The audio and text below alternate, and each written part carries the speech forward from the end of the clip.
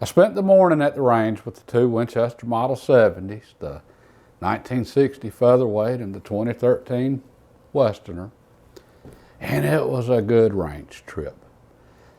I still haven't completely nailed down the load for each rifle, but I'm close, really close. And on the way back from that trip, I realized that I'd gotten so caught up in seeking perfection in the rifle, perfection in my shooting, perfection in the bullet, the loads, and so on, that I'd forgotten the just absolute most important part of setting up a rifle. That's learning the rifle. Be it a hunter with his or her hunting rifle, someone that's doing precision shooting, anyone that picks up a rifle and attempts to put a bullet exactly where they want it to go. The most important part of the whole thing is just knowing their rifle. On the previous range trip with this featherweight, my first two groups were stringing diagonally, low and left. And I showed this in the last video and talked about it. Well, what I decided to do, and that was with 3 shots before. So just out of curiosity for today, I loaded up 5 shots with the same load that produced 870-something thousandths inch group before, but even with the stringing diagonally. I loaded up 5 rounds today, and I just wanted to see what it would do. Would it consistently do that with the first 3 shots? And what would the 4th and 5th shot do? I was just curious. So let's take a look at the video of that. So the first shot, high and right, no surprise there. Now the second shot, significantly low and left, just like clockwork, but much worse. Now let's see if that third shot continues low and left. Okay, how about the 4th? What about the 5th? Okay, that was not what I was expecting with this rifle. Not at all. And I did make a slight change on that load. I sized my brass a little bit differently, so I'm sure that contributed to something in that, but truthfully, I think that first shot was me. I mean, just bottom line, I think it was. But it doesn't really matter. Okay, it's the rifle, the ammo, the scope, it's all one system. And as far as when you're actually using a rifle, it doesn't really matter which part of that system hitting quite 100%. Where you're at's where you're at. And that's where I'm at with this rifle. I know it can shoot sub MOA, I've done it. I know it can shoot 2 MOA, I just did it. That's where I'm at with this rifle. But that's okay, because I know that's where I'm at. I know my second shot's going to be low and left. Now in the future, when I go to set the scope, when I go to check the scope, things like that, I'm still going to tinker with it and try to figure out what's going on there. Or maybe it's just literally me, and I've said before, lightweight rifles are just harder to shoot as accurately as a heavy rifle. Just bottom line. They're more easily affected by external forces, like a bad trigger pull. That's why target rifles and long-range rifles are so heavy. Literally, they're made heavy for a reason, and that's the reason they're easier to shoot more accurately. So maybe with this rifle just being such a light rifle, I'm gonna just be more inconsistent with it. It can shoot accurately, but maybe I'm just going to be off on my first shot. I'll watch that in the future. And again, when I go to check the scope, when I go to verify it and so forth, I'll see where the first shot is, where is that second one.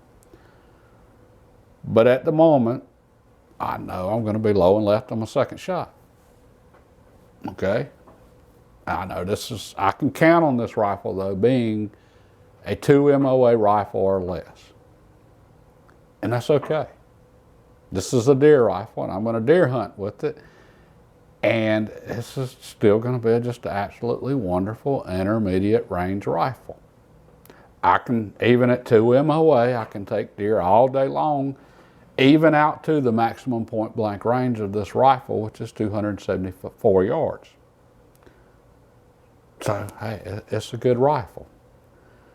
And no matter how good we want a rifle to be, at some point you just gotta take what you got and go hunting.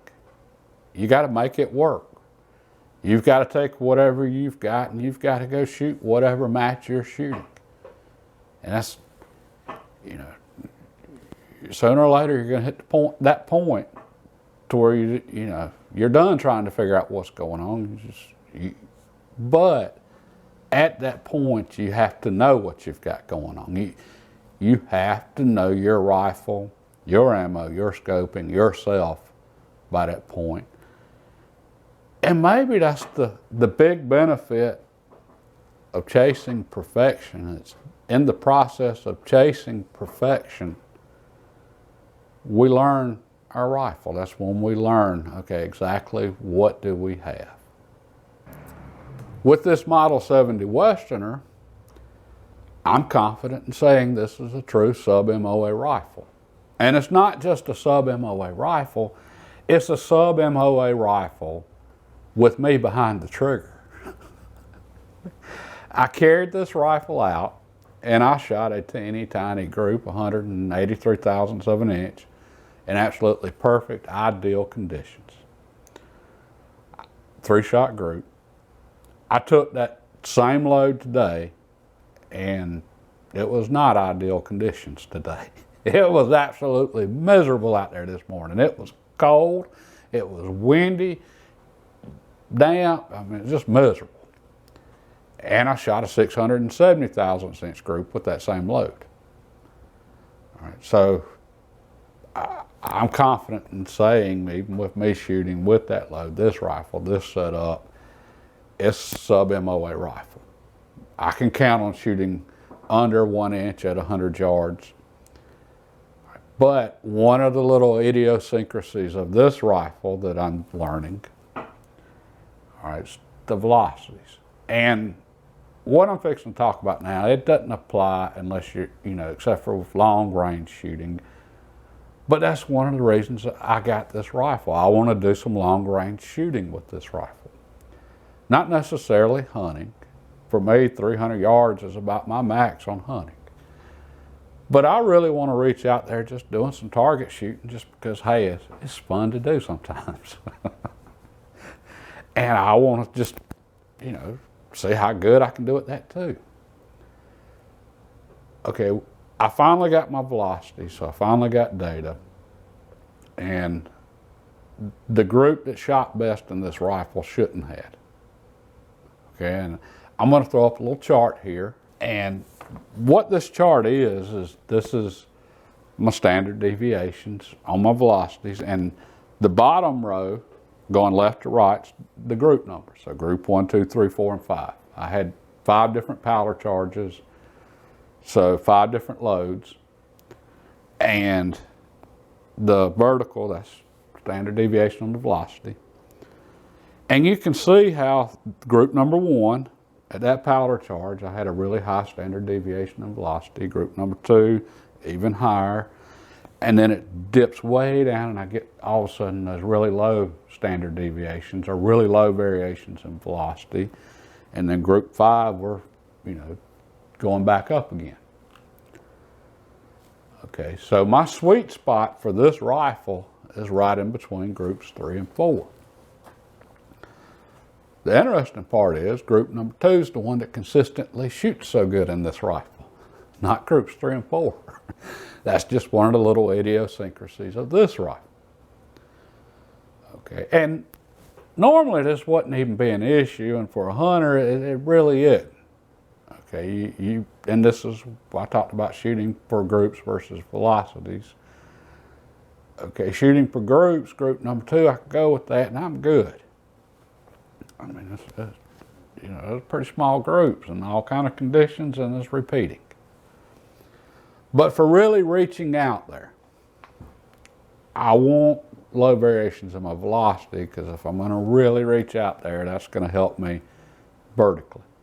If I get a large spread in velocities, I'm going to have a large spread in point of impact vertically at long, long distances. 300 yards, it ain't an issue. And that would be hunting distances. But just for this rifle and for what I want to do with it, you know, with some longer range shooting, I'm going to go back and I'm with the powder charge between groups 3 and 4. I'm going to load up some rounds at that charge, and then I'm going to run another test with my bullets at the different heights like I talked about before. And theoretically, this rifle has the potential to get the groups even down smaller than what I'm seeing now, you know, with that load number 2, which is producing some really good results. So, I mean, if it gets down even further than that, I'm going to be pretty impressed with this rifle. But even if I just end up at the same spot, at least my velocities will be consistent, and, you know, for reaching out there and that long range stuff. And for hunting, it's not an issue, but it's just something I want to play around with this rifle with. That's bottom line. For hunting, that second load's going to be perfect. I mean, it would do everything I need to do, but that's just one of the idiosyncrasies of this particular rifle, though. And that's what's talking about learning your rifle. And that's why I wanted the extra data with the velocities. That's why I was so upset the last few trips with my chronograph. And, you know, I wanted that information for this rifle for what I want to do with it. So with that trip to the range today, I think I've spent enough time on these rifles, shooting them, actual trigger time, loading for them, trying different things, that I think I'm familiar with both of them enough now to actually wrap up the comparison between the two. And for those of you that hadn't been following along, the last quite a few videos, I've been doing a comparison between these two rifles and just going through all the different things of setting up both, just so I could get to the point where we're at now, where I can actually, you know, put the two side by side and just compare the pre-64, the 1960 Winchester Model 70 Featherweight, and compare it to the 2013 Winchester Model 70 Westerner. And I started out with this as a competition, but I quickly realized it's not a competition between these two rifles. They were never meant to compete against each other. They were meant to complement each other. A featherweight for easy carrying and the Westerner for long range. The two different purposes there. But again, I think I know enough about these now that I can actually do a decent comparison between the two that, you know, I think it'll be interesting. So if you want to see that, hit the subscribe button and notification bell, because that's probably going to be next. And if you like the video, don't forget to give it a thumbs up. That helps out the channel, and it lets YouTube know you like hunting and shooting videos. And we're going to get the Westerner out there, and we're going to try the different seating depths on the bullet at some point and see what that does. But truthfully, I'm starting to run low on powder for it. I've gone through a little bit, and it's kind of hard to get right now. So I'm not even sure if we have enough to run that test at the moment. But we're going to do it at some point anyway. Hopefully soon. But anyway, God bless and have a good evening.